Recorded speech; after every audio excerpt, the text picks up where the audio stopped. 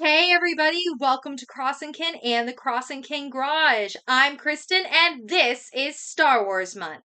You are tuning in now to our second bonus video of Star Wars Month, part 2 of What If I Wrote Boba Fett, season 2. If you want to check out part 1, there should be a card somewhere up above my head. We are not going to waste any time getting back into it, so let's go. Nair wakes up in a cell. Her lightsabers are gone, along with her helmet and communication device. She starts to stand, but quickly realizes that she's chained to the wall. She looks at the door of the cell and sees Fennec and Boba looking at her.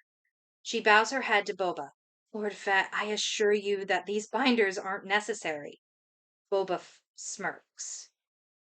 Leaving a Jedi unbound is like asking them to escape. Nair rolls her eyes. I've told you multiple times that I'm not a Jedi and mean you no harm.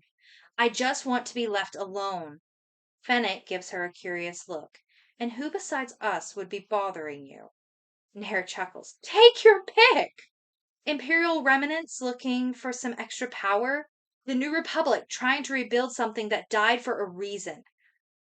Bo-Katan wanting to send a message to my clan. Ever since I learned of my connection to the Force, I've had every scenario play out in my head. People who want to use me for their own ends or punish me for not joining in their fights. Boba tilts his head. You would have been a child, a teenager at the oldest during the rebellion. They couldn't have expected you to fight. Nair shakes her head, almost amused by Boba's naivete. My father has told me stories of Jedi Padawans who led battalions of men during the Clone Wars.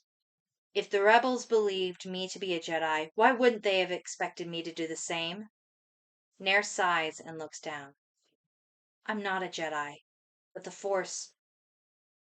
Galen says it's strong with me. She looks back at Boba and Fennec. Her eyes seem incredibly sad. He knew people would come for me, one way or the other. The Empire probably would have sent you to fetch me, Lord Fett.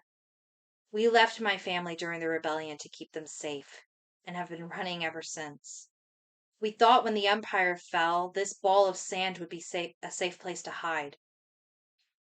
But then you found me. And for reasons beyond my reckoning, you've decided that I am the greatest enemy you've ever known. Boba remains silent as he stares at her. He seems to be trying to decide if he believes her. Fennec holds up Nair's necklace. Who is your clan? There are no markings on your armor, and all this necklace tells us is that you're from one of the high houses of Mandalore. Who are you? My name is Nair. I removed the markings from my armor to protect my family, and I'm afraid I won't be telling you my clan, as I intend to keep protecting them until my dying day. Fennec gives her an icy glare. If you wish to survive, you will tell us everything we want to know. I'm sorry, ma'am, but I'm not afraid of whatever torture you may have planned. I've spent my life being attacked by some of the most fearsome monsters in the Outer Rim, and I know that neither of you are half so terrible as them. Boba gives Fennec a sign to take a step back, which she does, and then Boba opens Nair's cell and steps inside, much to the surprise of both Fennec and Nair. Boba kneels so that he and Nair are eye to eye. You wish me to believe that you are not my enemy? Then you need to trust me. Nair hesitates, but then nods. I won't tell you my clan, but I will tell you this. My parents were there at the beginning of the end, the siege of Mandalore. The demon had taken the world, and the Republic sent aid. Nair scoffs a little. According to Papa, this aid was so focused on the demon's forces that they weren't looking out for the people. His brothers, his sons, my mother's whole family, all killed in the destruction. My parents were both injured. Would have died too if it wasn't for a miracle. My brothers. They found him, trying to get my mother out. They saved them both. Managed to get them off-world to a place that even the Empire didn't seem to care about. My family, they made a home on that world. Boba seems to believe her. Who are the men that flew off with your master? Those were my brothers. Galen isn't my master. He's your Jedi master. No! Nair glares at him. You seem to be listening, but you aren't hearing me, Lord Fett. Galen and I aren't Jedi. We can't be. And why is that? Because, among others, I blame the Jedi for everything bad that has happened to Mandalore and its people. I have no desire to count myself as one of them. And Galen is like you, trying to atone for what he did before and during the rebellion. He doesn't think he's worthy of being a Jedi, and quite honestly, he loves being part of my family. He doesn't want to leave us. Fennec looks suspicious. Then why are you here on Tatooine? Why are you not safe on that little world of yours? If you remember, Shand, until recently, being in tune with the Force was a crime punishable by death, or worse. Boba looks confused. So why are you here? The Empire's been gone for a while now. Why not return to your family? Nair gives him the same look she gave Fennec, and even chuckles a little. Surely you don't believe this new republic will fare much better than the old one. Galen has seen the future. It's not exactly the brightest of ages for the galaxy. If I want my family to remain out of harm's way, I cannot risk the new republic finding me with them. I've no doubt they'd force Galen and I to help them in whatever foolish endeavor popped into their idiotic heads. A strange, almost annoyed look comes to Nair's face, and then she sighs. My family, the New Republic, whatever disaster Galen's foreseen, none of it matters. There are dangers far closer to us. Boba looks curious as a strange look comes to Nair's face. I've got this voice in my head, you see. He tends to tell me things when he thinks I need to know them, and he's been shouting at me for the last few minutes. Boba looks intrigued. And what does he say? You should have listened to Fennec Shan's warnings. The Pikes are on their way. They should be here shortly, and they will overrun your forces unless you let me help. The voice says that if I help you, this whole nightmare we've been sharing for the last few days will finally end for both of us. Boba rises back to a standing position and walks out of the cell, clearly not sold on Nair's warning. Nair struggles against her binders as Fennec and Boba shut the cell door and begin to walk away. I wouldn't lie to you, Lord Fett. If you don't believe me, check the projector on my wristlet. Boba and Fennec walk away. They go to where they're keeping Nair's things. Fennec tosses the necklace onto the table while Boba picks up her wristlet. Fennec raises an eyebrow at him. You believe her? Boba chuckles. Usually, when someone mentions the Pikes, you're the one that wants to act on it. Fennec shrugs. I've seen many fortune tellers in my life, Boba, all saying they hear voices in their heads, and their visions are never correct. Were they Jedi? Fennec gives him a look. I doubt it. Boba activates the wristlet, and the image of the wall of Nair and Galen's ship floats in front of him. We now see that the wall of Nair's ship has clone markings etched into it. Boba stares at it in awe, while Fennec isn't sure what to make of it. What are those symbols? Before Boba can answer, the palace shakes, and one of the mods comes running up to them. Boss, it's the Pikes. They've come in force. Boba nods. Ready our soldiers. The mod runs off, and Boba looks at Fennec. Bring the girl. Fennec heads back to the cells as Boba moves quickly towards the throne room. The droid is displaying a hologram of the palace with red dots representing the Pikes ships outside the walls. Boba, Chrysanthemum, and the mods are making plans when Fennec walks in with Nair, her hands still bound. Boba looks at Nair. Are you with the Pikes? Nair makes a face of disgust. Not for this galaxy or any other. Boba nods and then grabs her lightsabers off the back of his belt. Then help me beat them back. Nair nods, Fennec undoes her binders, and Nair takes her lightsabers back. Cut to Boba, Fennec, Nair in her armor, and Boba's people standing on the wall of the palace, staring down at the many Pike ships. Over a ship's speaker, one of the Pikes yells at Boba to surrender his palace and Tatooine to the Pikes. If he does, then all the people under his protection will be spared. Boba looks at Fennec, who shakes her head no. Then Boba shouts, I will not allow Tatooine to fall into the hands of those who would destroy it and its people. The Pike ship fires at Boba, and Nair uses her lightsaber to block it. A full fight breaks out. Blaster fire, ground fights, rocket launchers. A classic Star Wars melee. Boba flying around with his jetpack, shooting every Pike in his sights, while Fennec leads the forces on the ground. Nair jumps off the wall onto one of the Pike's ships and takes it down with her lightsabers, then uses the Force to guide the falling ship onto one of the ground assault vehicles. She then begins fighting the ground troops with Fennec. One of the bigger ships gets Fennec and Nair in its sights. Fennec starts to move, but Nair grabs her arm. We're safer right here. Fennec gives her a look as Nair stares down the ship. Suddenly the ship explodes, and Freedom's siege flies through the smoke. X9 is flying and tells the men to go save Lady Nair. Galen and 9 of the men in Mandalorian armor, using their jetpacks, jump down into the fight. Galen using some of his lightsaber moves from the Force Unleashed games and possibly striking one of his poses from the game posters. Boba takes note of Nair's brothers. They're fighting together like a perfect unit, calling out to each other and taking out Pikes left and right. Galen and Nair manage to find each other in the fight. I told you to get out of here! Galen gives her a look. We're family. Did you really think we'd leave you? Nair smiles at him, and the two of them continue brilliantly cutting their way through the Pike soldiers. Between Boba's forces and Nair's brothers, soon the Pikes are on the run. Boba lands as Nair runs to hug her brothers. Boba approaches them with Fennec in his wake, her blaster at the ready. Nair looks at them as they reach her. That was only the first wave. They'll come with their full force next time. Boba looks at her brothers. Who are you? Who is your clan?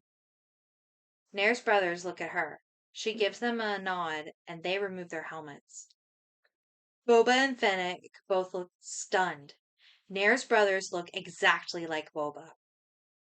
Nair looks at Boba's shocked expression and gives him a small smile. This is why I would never bring you to harm, Lord Fett. How could I fight you when you have the same face as my brothers? Boba's forces begin to clear away the remains of the battle as Boba stares at Nair's brothers. One of them, with a bald head that has several light gray scars on it, steps forward, looks at Nair, and puts his hand on her shoulder. I see you needed that rescue after all. Nair smiles at him. Rescue, no. Assistance, absolutely.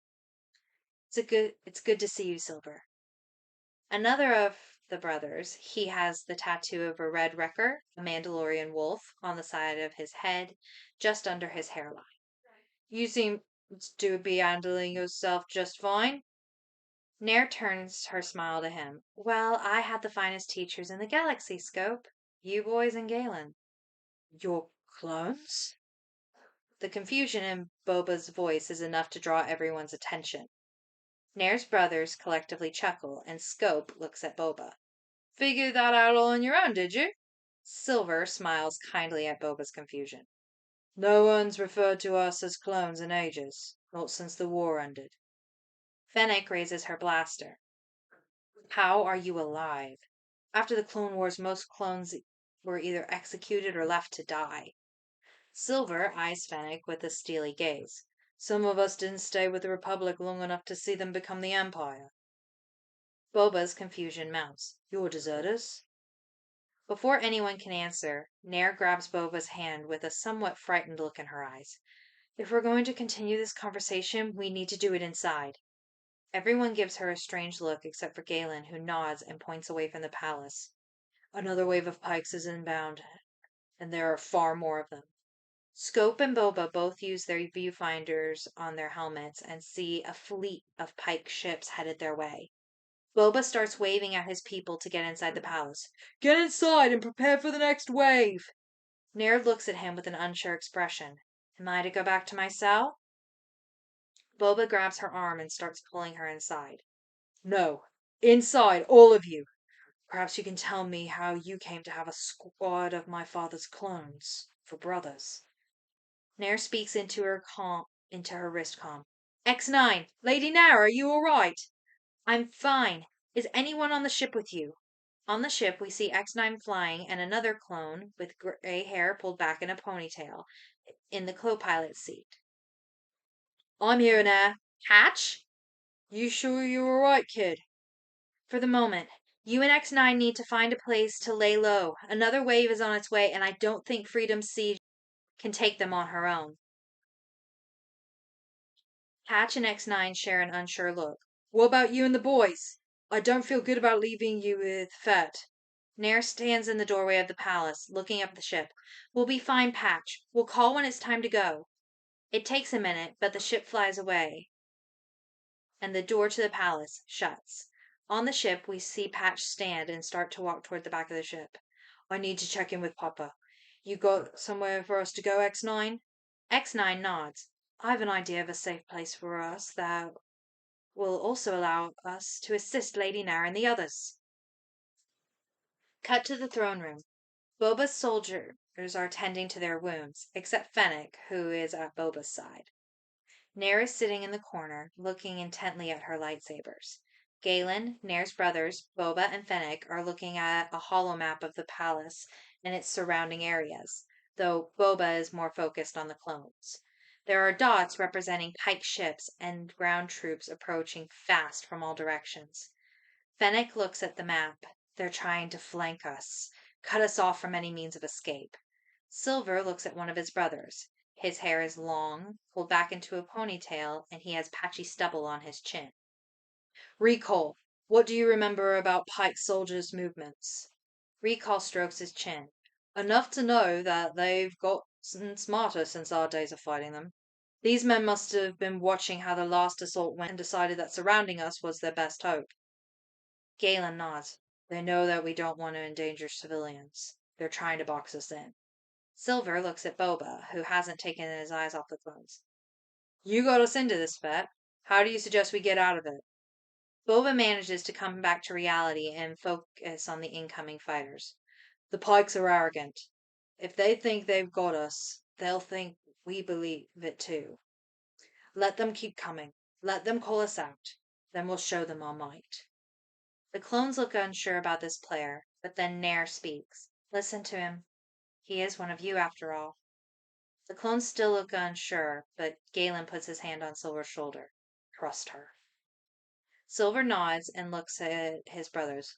Nair's never led us wrong before. No reason to think she'd start now. We'll let these spice runners think they've got us, then show them what happens when they threaten us. Scope notices that Boba is still staring at them and chuckles. What's the matter, Fett? Never seen your own face before. How are you still alive? Boba's eyes go to Nair.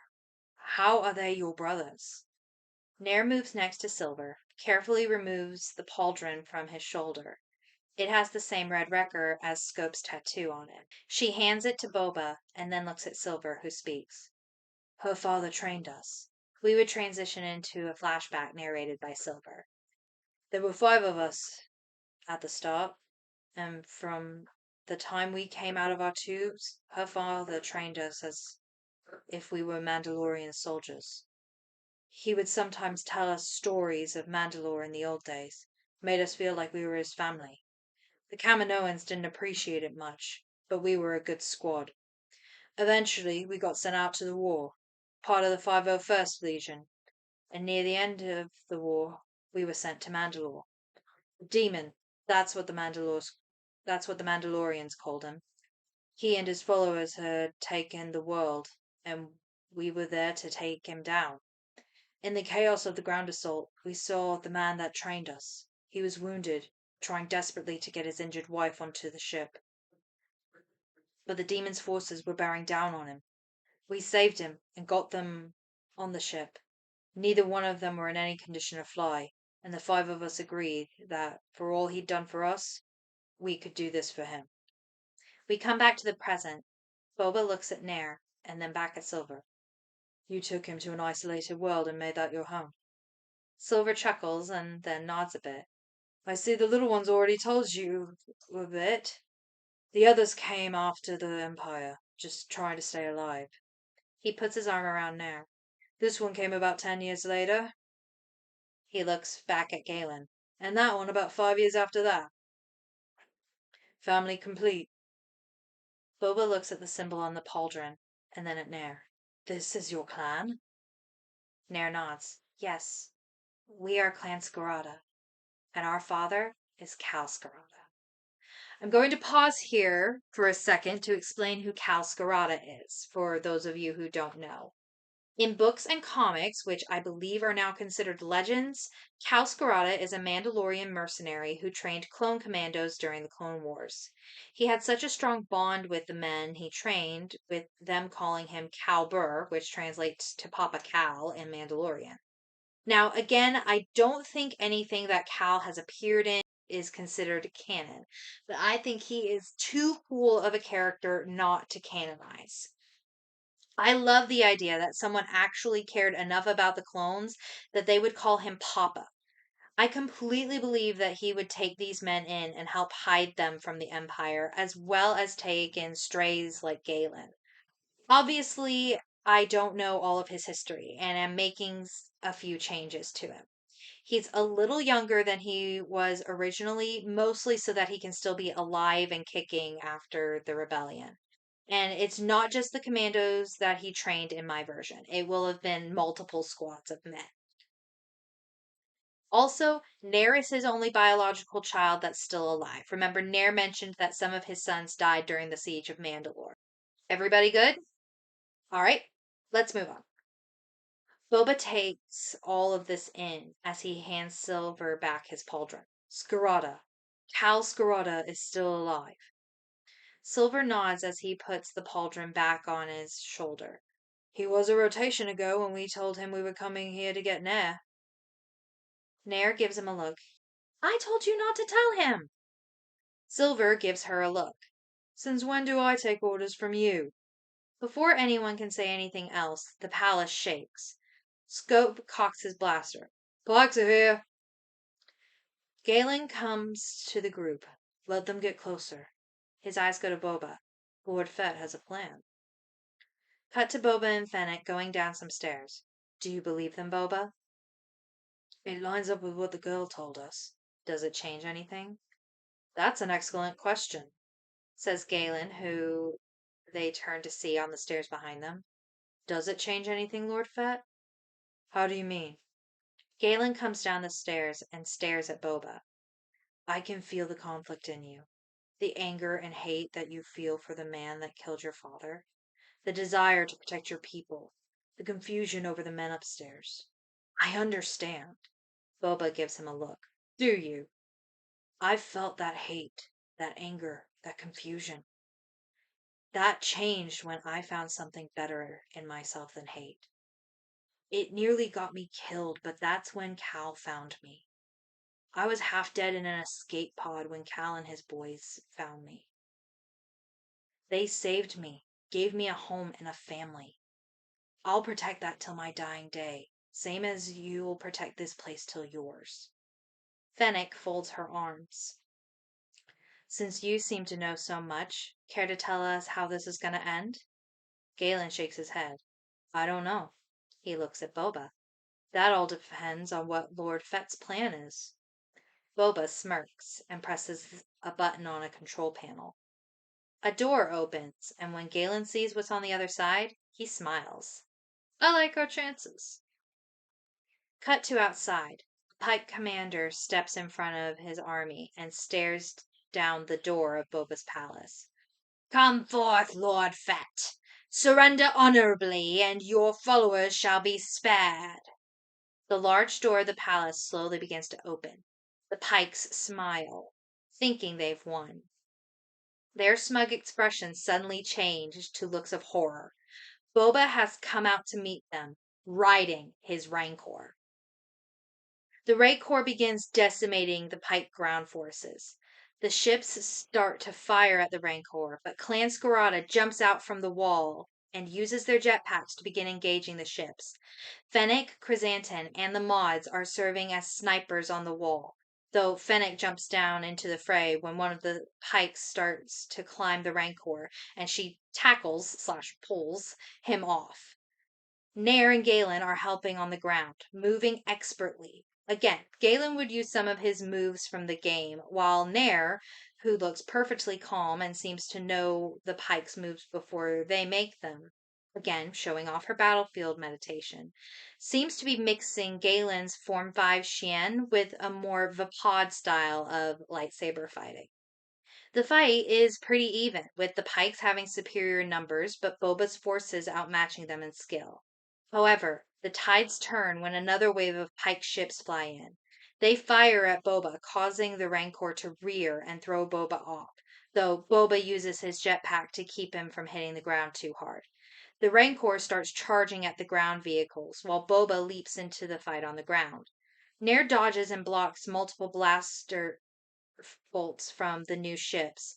She looks like she's considering jumping up to help her brothers in the air, but the voice says, "No, you're needed here." Nair looks annoyed. "Those ships will cut them to ribbons if they aren't taken out."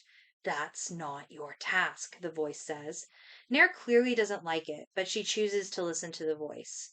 She continues to fight on the ground, occasionally looking up to make sure that all of her brothers are still there. Soon her eye is caught by one of the pike generals heading for Boba. She runs and quickly intercepts the general. Boba turns and watches as Nair uses the exact same move as Mace to cut off the general's head, with her follow through landing not too far from Boba. Nair looks at him. Even with his helmet on, Nair can tell that Boba is shaken by the move she just used. Nair suddenly tackles Boba. Multiple laser blasts from overhead ships land right where he was standing. The ship has them in its sights, but Boba rolls, grabs the grenade off his belt, and throws it at the ship. The grenade attaches to the ship's windshield and blows it up. The debris crashes to the ground as Boba and Nair get to their feet. Nair looks up at the many remaining ships and then at Boba. "Do you have enough grenades for all of those?" Suddenly, two ships fly across the sky, taking out several pike ships. Boba shields Nair from the falling debris, and she speaks into her comm. "X9?" One of the In one of the ships, we see X9 at the controls. "We liberated 5 Zeko from the tunnel. Freedom Siege and I will take care of the pikes in the air." We see Patch aboard the Freedom Siege, coming around for another pass. "So long, Spice Runners!" He takes out more ships, then hovers long enough for his brothers to board and they get on the side guns. 5 Zeko takes a hit, but X9 rights the ship quickly and manages some fancy flying to take out the ship that hit him. Boba's forces, Nair, Galen, and Boba himself handle the remaining troops on the ground.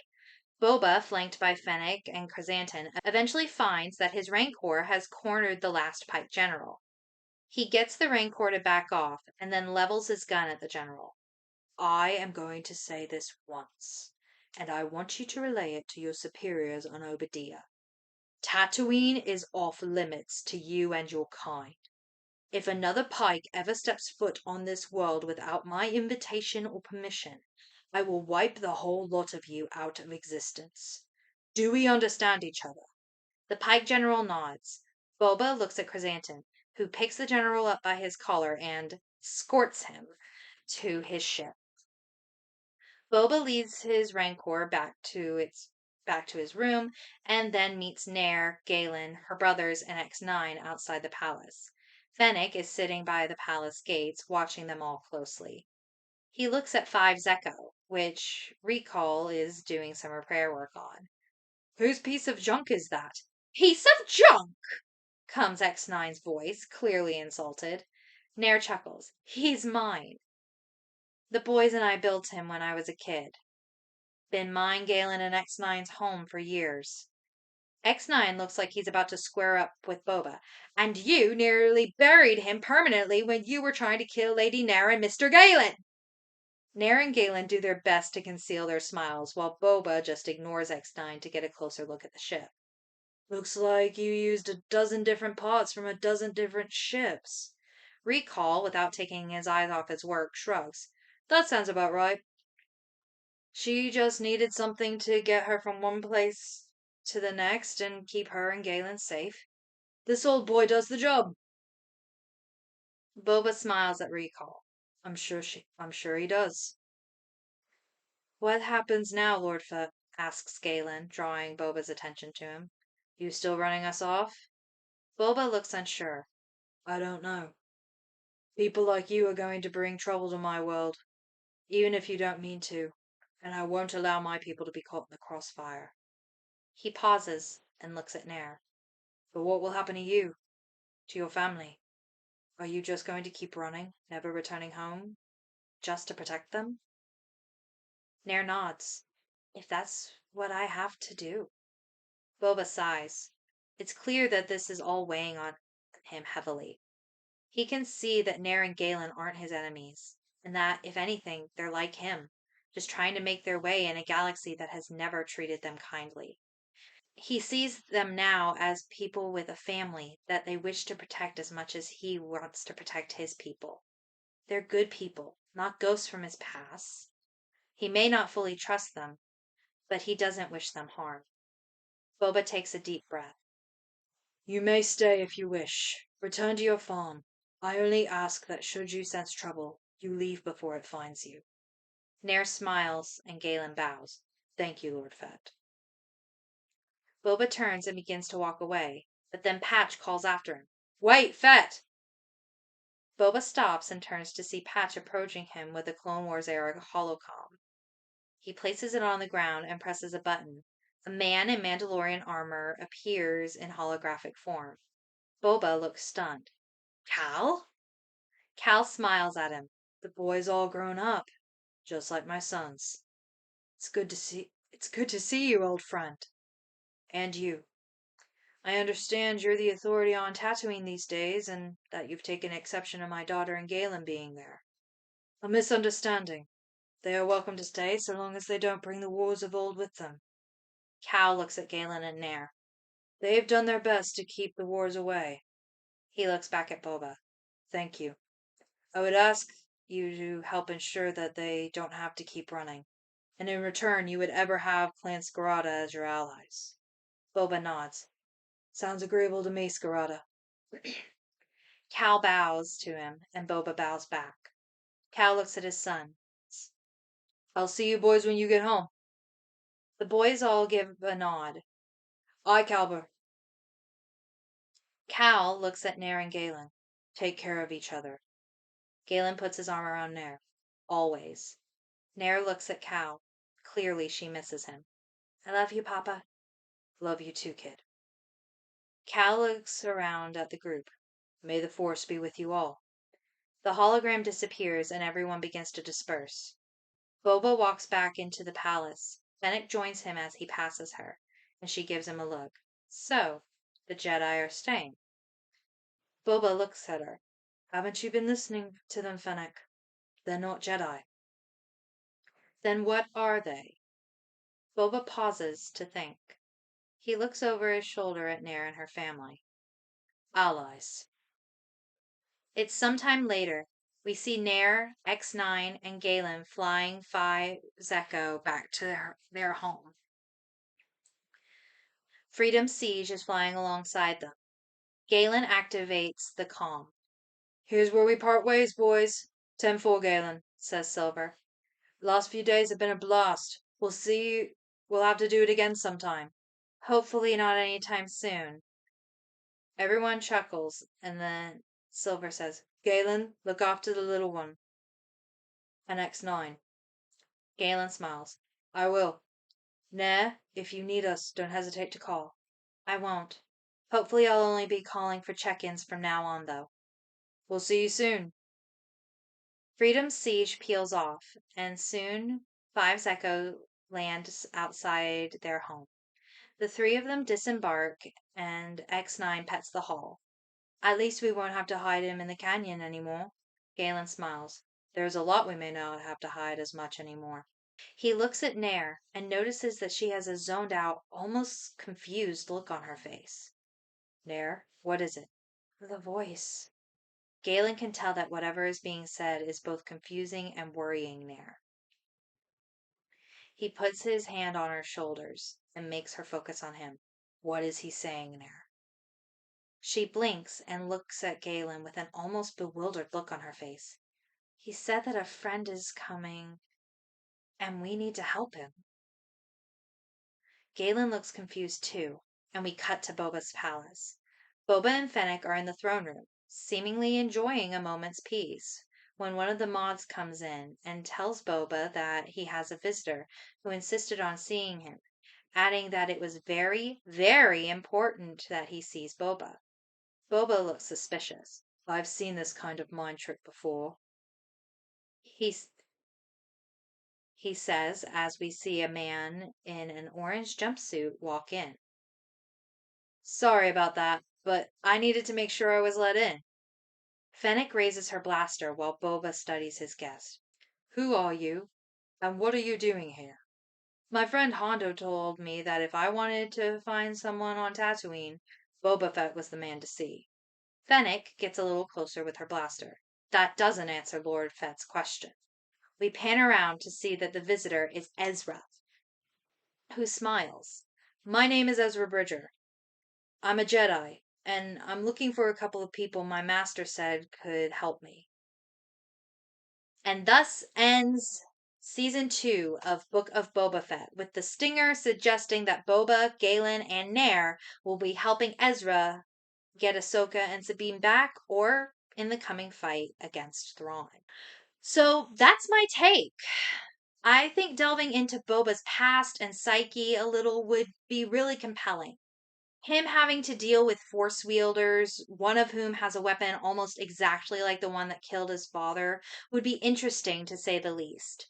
I also wanted to bring back some of the clones because, let's be honest, they didn't fare too well after the Clone Wars and they are criminally underrated as characters. I love the clones as we've established over the last 2 Star Wars months. I love the idea that a group of them have just thrived in the intervening years and built lives for themselves on some small little world out of the way of all of the dramas of the Star Wars galaxy.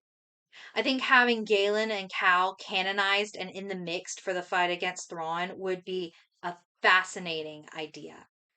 Nair and Boba would also have an interesting dynamic with her not being able to fight him because to her it would feel like hurting one of her brothers, and him holding her responsible for the sins of the Jedi when she had and wants nothing to do with them. Hopefully, I didn't make Nair too OP. That was one of the things I was most worried about with this. I know that battlefield meditation is something that exists in the comics and possibly in the TV shows. Really not sure about that. And that seems like an ability that a Mandalorian would absolutely have, especially considering fighting is literally ingrained in their culture. And if you didn't catch it at the end, the voice she hears is Kanan. Originally, I was going to have her refer to him as Doom, but I figured that would make it too obvious who I intended the voice to be. Since the audience wouldn't hear him too often, I'm not sure how many would clock it as the voice of Kanan, especially since Freddie Prinze Jr. has said he's done voicing Kanan. Obviously, in my head, he voices him, but who knows if he would if a scenario like this were to play out. So, what do you guys think? Personally, I think this or something close to it would make for a very compelling next outing for Boba and co. And right now, there's no word on whether or not he'll appear in any of the upcoming Star Wars projects. So I guess we'll have to wait and see what's next for everyone's favorite bounty hunter turned leader of Tatooine. And until we do, I'll look forward to whatever comes next from that galaxy far, far away. That is it for the bonus What If I Wrote Boba Fett Season 2. I really hope you guys liked it. Let me know down in the comments below what you think of it, how you would have done it, if I was right on the money with my plot or if I mischaracterized a lot of people. I'm sure there are some that won't like this take. Again, I'm not an expert on Star Wars lore. I just wanted to tell what I think was a good story, and I think this will suffice.